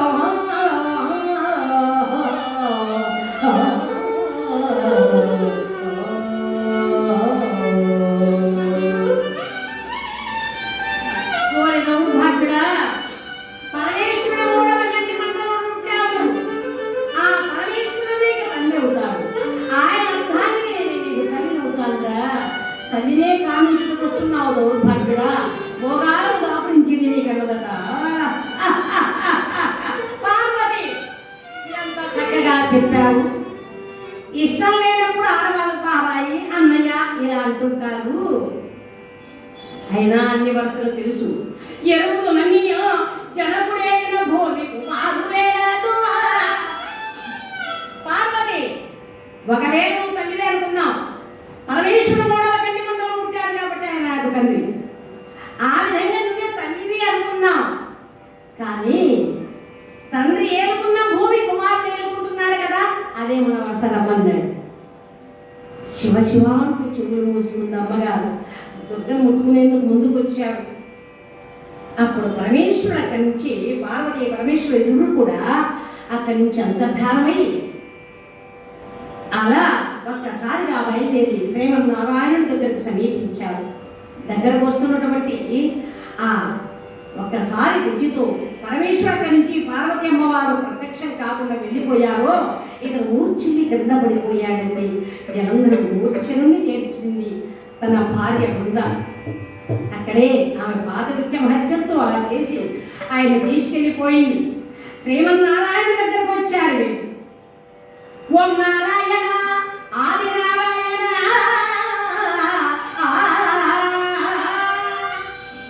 పార్వతీ పరమేశ్వరుడు ఇద్దరు రాగానే ఏమయ్యా చాలా కాలానికి ఇలా వైకుంఠానికి వచ్చారు, చాలా సంతోషం. ఏమిటి విషయం అంటే చెప్పారండి విషయం. జలంధరుడు చావాలి, కోరిన వరాలు ఇచ్చావు నువ్వు, ఇక ఎలా చేస్తారు అయినా చేద్దాం, మన ముగ్గురికి కూడా 3 కార్యక్రమాలు చేతబట్టుకోవాలి అని బ్రహ్మదేవుని పిలిపించాడు. ఏమయ్యా బ్రహ్మదేవ, నువ్వేం చేస్తావో ఏమో, ఆ జలంలో తనలో ఉండే శంకర్ తీసుకొచ్చే పని వేది. ఇక ఆ బృందాదేవి పాదకృత్యం నశించే విధంగా నేను చేస్తాను అన్నాడు విశ్వమూర్తి. ఇకపోతే అతను చూసి వాడి ప్రాణాలు తీయాలి ఈశ్వరాలు. ముగ్గురు త్రిమూర్తులు ముగ్గురు కూడా 3 కార్యక్రమాలు చేతపట్టుకున్నాడు. అదేవిధంగా ఆ బ్రహ్మగారు ముందుగా సృష్టించాడు ఒక అమ్మాయిని, మాయ పార్వతి, చాలా అందంగా ఉంది. ఆ పార్వతిని సృష్టించాడు. స్వామి ఏమిటి నాకు అర్థమే, వెళ్ళు జలంధరుడి తలపై ఉన్న శంఖం తీసుకొచ్చే పని ఇందన్నారు. అలాగే స్వామి ఇక బయలుదేరింది. ఆ మధుపానమత్తుడైనటువంటి జలంధరుడి దగ్గరకు వచ్చిందండి. ఒక్కసారిగా అలాగా పెద్దగా ఆనందంగా గానం చేస్తూ వచ్చింది. అయితే అక్కడికి కట్ చేసేద్దాం మనం, సమయం లేదు కనుక, అయిపోయింది కనుక. అయితే చాలా ఉంది చెప్పాను కదా, పెద్దలు సమయం కొద్దిగానే మనకు తక్కువ ఇచ్చారు. అందరికి కూడా అలాగే ఎంత ఓపికగా ఇన్ని కథలు విని మీరు శ్రోతలు, మీరు లేకుంటే హరికథ లేదు, మీరు ఉంటేనే హరికథ. మరి ఈనాడు పెద్దలు పూజ్యులు కుంభావ సరస్వతి హరికథ పితామహులైనటువంటి ఆదిభట్ల నారాయణ దాస్ గారి యొక్క 160వ జన్మదిన సందర్భాన్ని పురస్కరించుకొని ఈ సదవకాశాన్ని నాకు కలగజేసినటువంటి మా పూజ్యులు పెద్దలు గౌరవనీయులైనటువంటి పద్మనాభ శర్మ గారి పాదపద్మాలకు నమస్కరిస్తూ, అలాగే నేతి లక్ష్మీనారాయణ భాగవతులు పెద్దలు పూజ్యులు హరికథ కేసరి వారి పరంపరగా వారి మనవడు కృష్ణయ్య గారు చాలా అద్భుతంగా. మరి ఇంకో మనవడు కూడా వచ్చాడు, హరినారాయణ అని. హరినారాయణ గారు చూడండి, తాతగారి యొక్క పేరు ఎంత, వారి కీర్తిని చాటుతూ ఈ యొక్క చక్కని సదవకాశాన్ని నాకు ఇచ్చి ప్రతి హరిదాసు కూడా వారికి తోచినంత గౌరవిస్తూ సన్మానాలు చేస్తున్నటువంటి వారికి, వారందరికీ ఆ పరమేశ్వరుడు అందరికీ కూడా ఆయురారోగ్య భోగభాగ్యం ఇస్తారని స్వామిని ప్రార్థిస్తూ, ఇక్కడ విషయం ఏమిటి అంటే క్లుప్తంగా మాటల్లో తీసుకుందాం. ఒక్క నిమిషం, శ్రావణ మంగళవారం లాస్ట్ వాడు ఒక అమ్మవారి పాట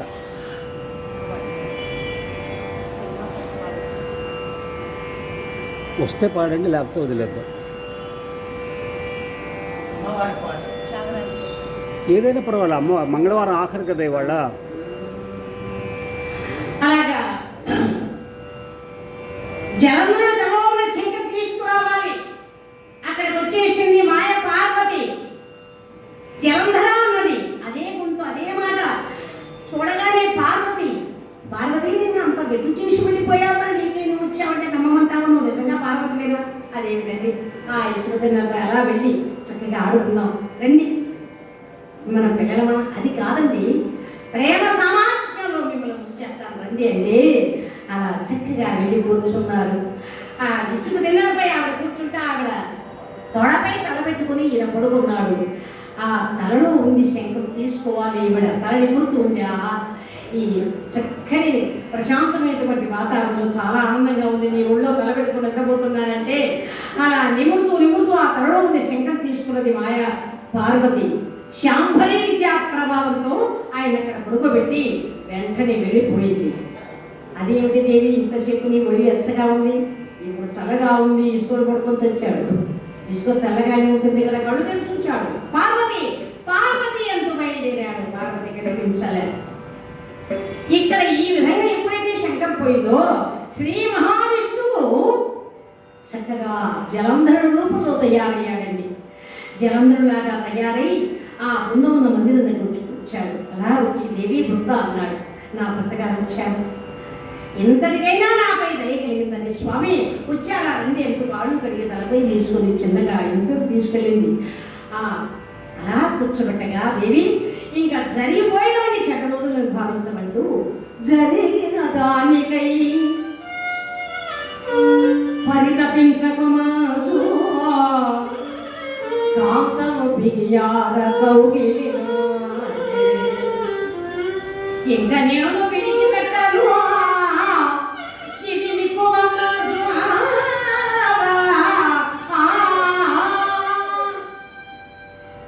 చెక్కియ బుద్ధులు చెందులాడి దేవి జరిగిపోయిన రోజులని చెడ్డ రోజులుగా భావించమని, మంచి రోజులు వచ్చాయని ఆమెను కౌగిలించుకున్నాడు. చెక్కిలిపై ముద్దు పెట్టాడు.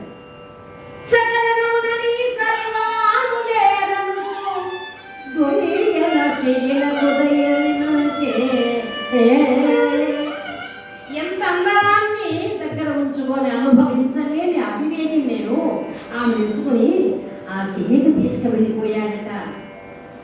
ఆ పడగదిలోకి తీసుకెళ్ళి కూర్చోబెట్టాడు. అలా కూర్చోబెట్టి మగువతో కూడి మదన సామ్రాజ్యమే కలస గడివేశముల సామి కన్ను ప్రామి నాదిలో పద్మనామాల నల్లనయ్యా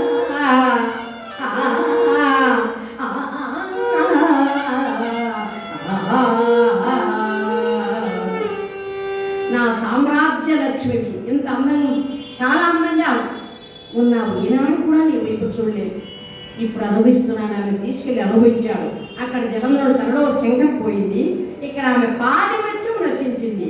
ఇవి రెండో చెప్పాడు ఈశ్వరుడు, అవి పోతే నువ్వు చస్తావని. అలా ఎప్పుడైతే జరిగిందో ఇక్కడ పరమేశ్వరుడు అదను చూసి చేతిలో ఉన్న శూలం తీసుకుని జలంధరుడు యుద్ధానికి వచ్చాడు కదా పరమేశ్వరుడిపై. మూలబలాన్ని వెంట పెట్టుకుని వచ్చాడు. యుద్ధం చేస్తూ చేస్తూ పరమేశ్వరుడు ఆ శూలం తీసుకున్న ఒకసారి అలా విసిరవేశాడు. జలంధరుడు తల తెగి భూమిపై పడిపోయింది. ఆ జలంధరుడు తల చేత పట్టుకున్నాడు. అక్కడ ఉన్న శుక్రాచార్యులు పరుగున వచ్చాడు. అమ్మా ముందా నీకు న్యాయం జరిగిపోయింది తల్లి అన్నాడు. అదేమిటి స్వామి? ఇదిగోనమ్మా నీ భర్త శిరస్సు అన్నాడు. స్వామి నా భర్త క్షేమంగా ఆనందంగా ప్రశాంతంగా నా గదిలో ఉన్నాడు స్వామి, చాలా ఆనందపడుతున్నాను నేను అంటుంటే చెరిగిన బుద్ధితో ఆ బయట సవరించుకుంటూ బయటకు వచ్చిందమ్మ. ఆయన నీపతి కాదు తల్లి, శ్రీపతి అన్నాడు. మొదలు నరికినటువంటి వృక్షంలా కూలిపోయింది బృందాదేవి. చూచారు. వెనక్కి తిరిగి చూస్తే శంకు చక్ర గదారుడై ప్రత్యక్షమయ్యాడు. స్వామి ఎందుకు ఇలా జరిగింది? పతివ్రతలను మీరే పోషించే వాళ్ళే నాశనం చేస్తే ఇంకేమిటంటే అది కాదు దేవి, నువ్వు కోరుకున్నావు కనుక నేను ఈ పని చేశాను. ఒక చిన్న మాట అండి, ఈ పూర్వజన వృత్తాంతం ఏమిటంటే నేను కోరుకున్నానని అన్నాడు. అవును, ఇంతకు మునుపు జన్మలో లక్ష్మీదేవి దగ్గర చెలికత్తెగా ఉందట. ఎవరు ఆవిడ? ఆమె పేరు తులసి. అప్పుడు మోహించింది విష్ణుమూర్తిని. సమయం కుదరలేదు. మరి ఒకప్పుడు లక్ష్మి అక్కడికి వెళ్ళిందట. అప్పుడు లక్ష్మి రూపాన్ని ధరించి ఆయన పాదాల దగ్గర కూర్చున్నది. అదే సమయంలో లక్ష్మి వచ్చింది, చూచింది. ఎంత పని చేసేవా? నా పశువు దూరం చేయాలని, నా భర్త నియమాన్ని చేసుకోవాలని చేస్తున్నావా? ఇందుకు ఫలితం ఏమిటో తెలుసా? ఈ జన్మ సాధించి రెండవ జన్మ రాక్షస కన్నవై పుట్టి, ఆ జన్మ సాధించి మూడవ జన్మ భూలోకంలో ఒక వృక్షం వైపు పొదిగాక అని చెప్పిందట. అదేనండి. ఏమిటి స్వామి, ఈ జన్మలో 10 మంది పతిత అంటారు కదా అంటే అది కాదు దేవి. నువ్వు నన్ను కోరుకున్నావు కనుక ఇలా జరిగిపోయింది. అయినప్పటికీ ఏమిటో తెలుసా? ఈ తులసి జలంధర అంటే ఈ జన్మ చాలించి భూలోకంలో మళ్ళా వృక్షం ఒక చెట్టు వైపు పొడుదు కాకంటే అది గత జన్మ చరిత్ర కావచ్చు. ఇదిగో నేనే పతివ్రతవతి ఉన్న బలంగా నువ్వు శిలవైపోదు కాక అని చెప్పించిందండి. బృందాదేవి మహానుభావుడైనటువంటి లోకరక్షకుడైనటువంటి ఆ జనార్దనుడి ఒక పతివ్రతకు ఉన్న శక్తి దేనికి లేదండి. అలాంటి ఆ తల్లి శపించగానే వెంటనే బండరాయిలో మారిపోయాడు విష్ణుమూర్తి.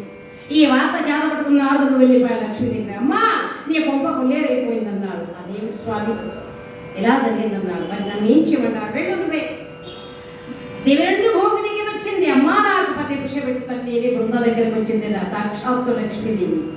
అప్పుడు ఆవిడ చూసింది కనుక, అమ్మా నేను ఆడదాన్ని కనుక నీ బాధ అర్థం చేసుకున్నాను కనుక ఇక నా భర్త బట్టి నేను సగంలో అయిపోతాను, నా భర్త బట్టి నేను చితిలో కాలిపోతాను. అప్పుడు నీ భర్త సజీవుడై చేస్తాడని చెప్పి భర్త శిరస్సు చేత పట్టుకుని ముద్దాడుతూ, ప్రాణేశ్వర ఈనాడు కలిసి మాట్లాడలేదు, కలిసి భోజనం చేయలేదు, కలిసి కాపురం చేయలేదు, కలిసి మీతో శయనించలేదు, కలిసి కాలిపోయే భాగ్యాన్ని నాకు ప్రసాదించారా స్వామి అంటూ ఆ శిరస్సును ముద్దాడుతూ బృందాదేవి మా తల్లి దానవ వంశవాన్నిధి సుధాకర ప్రాణపతి జలాధర నేరగనాడయేని శిలనిల్చియంగము మే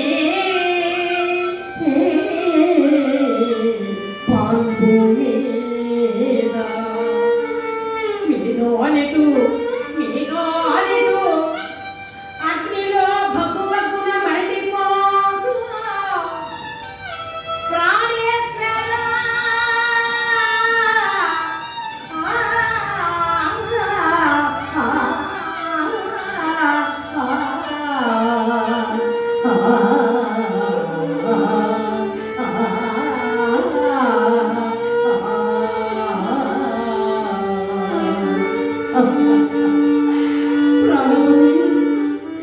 ప్రాణపతి జలంధర కలిసి మాట్లాడలేదు, కలిసి శీలించలేదు, కలిసి మీతో అగ్నిలో కాలిపోయే భాగ్యాన్ని నాకు ప్రసాదించారా స్వామి అని శిరస్సు ముద్దాడుతూ చిదివేర్చుకుని ఆ చిటిపై కూర్చున్నది అగ్నివుడు. దేవుడు అలా దహించాడండి. ఆ అగ్నివుడు దహించగా ఒక బూడిద, ఇక బూడిదంతా అయిపోయింది. ఆ బూడిద నుండి ఒక భూజం జన్మించింది. అదే తులసి అనే మొక్క. ఇక్కడ తులసి మొక్క అలా పుట్టగానే అక్కడ సజీవుడై లేచాడు శ్రీ మహావిష్ణువు. అప్పుడండి దేవతలందరూ అక్కడికి వచ్చారు.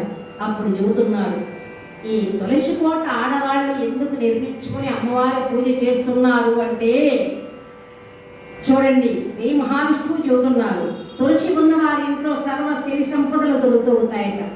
తులసి మాల మెడలో వేసుకున్న వారికి అకాల మృత్యువులు రావట.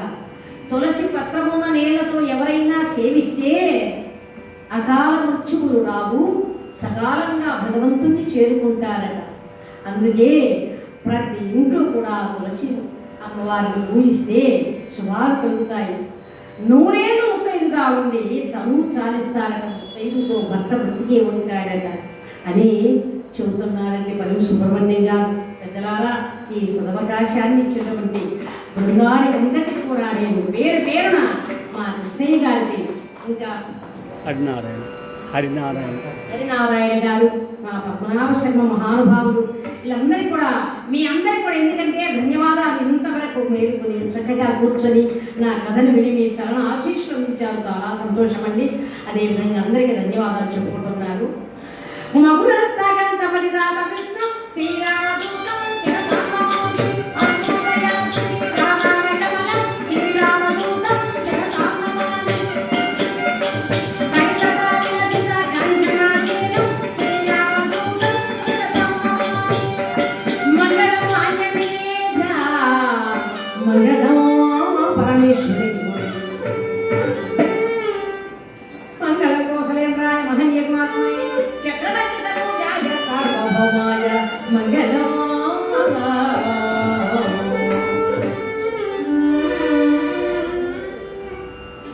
ఓ